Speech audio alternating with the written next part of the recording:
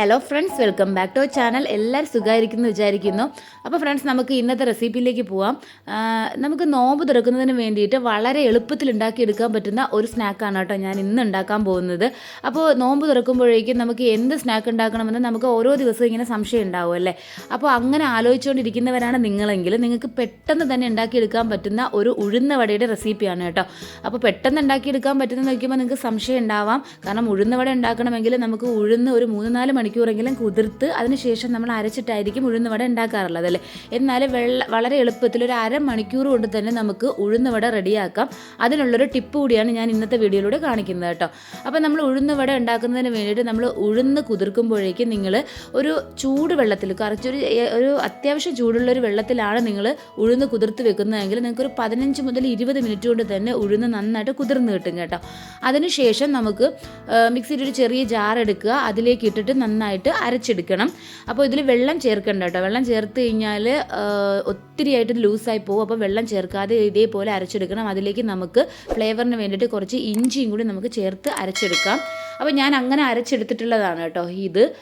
ഇനി ഇതിലേക്ക് നമ്മൾ 1-2 ഇൻഗ്രീഡിയൻറ്റ് കൂടി ചേർക്കണം. അതിന് മുന്നേ ആയിട്ട് നമ്മൾ ഈ അരച്ചെടുത്തതിന് ശേഷം നന്നായിട്ടൊന്ന് മിക്സ് ചെയ്ത് കൊടുക്കുക കേട്ടോ.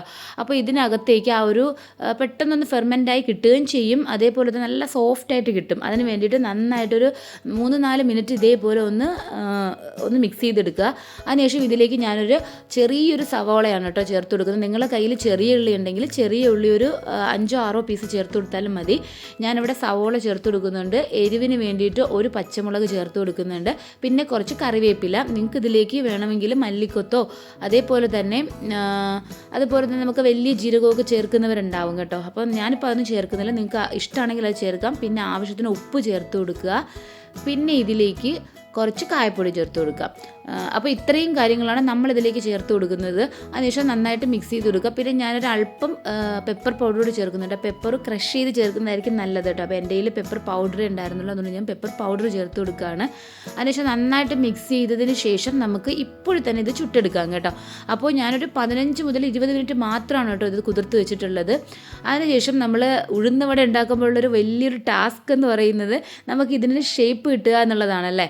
ഉഴുന്നുവടയ്ക്ക് ഇതേപോലൊരു ഹോള് കിട്ടുക എന്നുള്ളതാണ് വലിയൊരു ടാസ്ക്. അപ്പോൾ ഇതിന് വേണ്ടിയിട്ട് നല്ല മെഷീൻസും കാര്യങ്ങളൊക്കെ ഇറങ്ങിയിട്ടുണ്ട്. പക്ഷെ നമുക്കിപ്പോൾ കൈ തന്നെയാണ് നമ്മുടെ മെഷീൻ കേട്ടോ. അപ്പോൾ ഇതേപോലെ പതുക്കെ സാവധാനം ഒന്ന് ഇട്ട് കൊടുക്കുക കേട്ടോ. നമ്മളിത് ആദ്യം ഉണ്ടാക്കി എടുക്കുമ്പോഴേക്കും കറക്റ്റ് ഷേപ്പ് ഒന്നും കിട്ടില്ല കേട്ടോ. അപ്പോൾ നിങ്ങൾ ഒട്ടും തന്നെ ഡെസ്പ് ആവരുത്.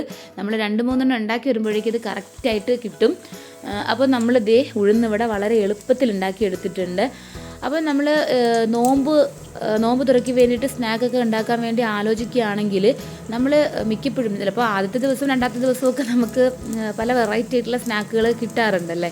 പ്രത്യേകിച്ച് നമ്മളിപ്പോൾ ഈ യൂട്യൂബിൽ നോക്കുകയാണെങ്കിൽ നമുക്ക് ഒത്തിരി സ്നാക്ക് കിട്ടും. പക്ഷേ നമുക്കൊന്ന് ഹെൽത്തി ആയിട്ടുള്ള ഒരു സ്നാക്ക് കഴിക്കണമെന്ന് ആഗ്രഹം ഉണ്ടെങ്കിൽ പെട്ടെന്ന് ഉണ്ടാക്കിയെടുക്കാം. നമ്മുടെ വീട്ടിലുള്ള ഇൻഗ്രീഡിയൻറ്റ് വെച്ച് തന്നെ ഉണ്ടാക്കിയെടുക്കാൻ പറ്റുന്ന ഒരു സ്നാക്കാണല്ലേ ഉഴുന്നുവട എന്ന് പറയുന്നത്.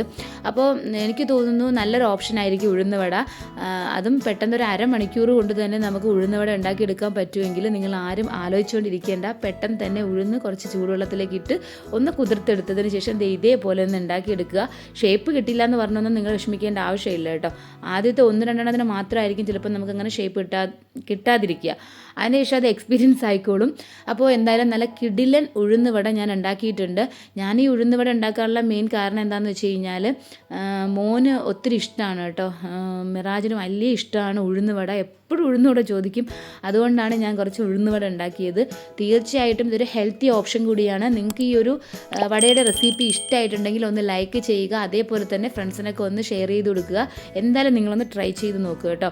പിന്നെ ഉഴുന്നുവട ഉണ്ടാക്കുമ്പോഴേക്കും ഇതിൻ്റെ ഉൾഭാഗം നന്നായിട്ട് വേവുന്നതിന് വേണ്ടി കുറച്ച് നേരം തിരിച്ചും മറിച്ചും ഇട്ടിട്ടൊന്ന് കുക്ക് ചെയ്തെടുക്കുക കേട്ടോ. അപ്പോൾ എന്തായാലും നമ്മുടെ ഉഴുന്നുവട നല്ല പെർഫെക്റ്റ് ആയിട്ട് കിട്ടിയിട്ടുണ്ട്. അപ്പോൾ നിങ്ങൾക്ക് ഈ ഒരു റെസിപ്പി ഇഷ്ടമായെന്ന് വിചാരിക്കുന്നു. ഇനിയും നല്ല റെസിപ്പിയായിട്ട് നമുക്ക് വീണ്ടും കാണാം. അതുവരെ എല്ലാവർക്കും താങ്ക്സ് ഫോർ വാച്ചിങ്. ബൈ.